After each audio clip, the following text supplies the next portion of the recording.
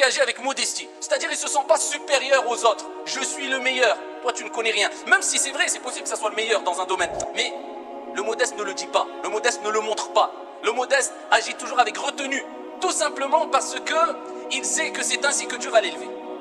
Parce que le prophète alayhi salatu wassalam a dit Man tawada'a lillah rafa'a. Celui qui agit avec retenue, modestie. C'est pas moi je connais tout, non. Il est discret. Il agit avec discrétion. Tu ne le remarques même pas. Bien qu'il ait des capacités bien plus élevées que ceux qui sont autour de lui. Mais il reste discret. Eh bien, le prophète dit Rafa'a. C'est qui? Rafa'ahu Allah. Allah Jalla wa ala l'élèvera ici-bas et dans l'au-delà. Et ainsi était le prophète alayhi salatu wassalam.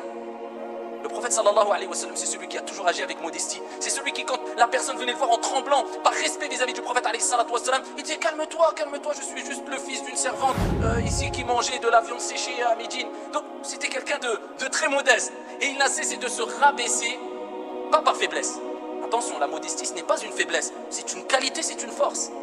Il se rabaissait pour plaire à Dieu et parce qu'il n'aimait pas écraser les gens. Il ne voulait pas se sentir supérieur devant les gens. Et il savait que c'était comme ça que Dieu élevait les gens.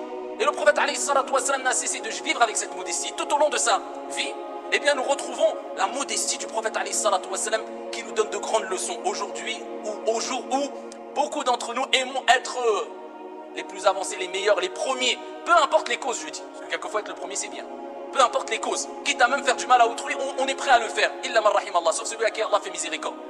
Le prophète alayhi salatu wassalam, après qu'il ait été persécuté, après qu'il ait vécu de la misère, après qu'il ait patienté, après qu'on les a boycottés, après des années, quand il a fait Fathu Makkah, il est rentré à la Mecque, il a repris la Mecque sans verser une goutte de sang. Une goutte de sang, il ne l'a pas versé, de par sa sagesse.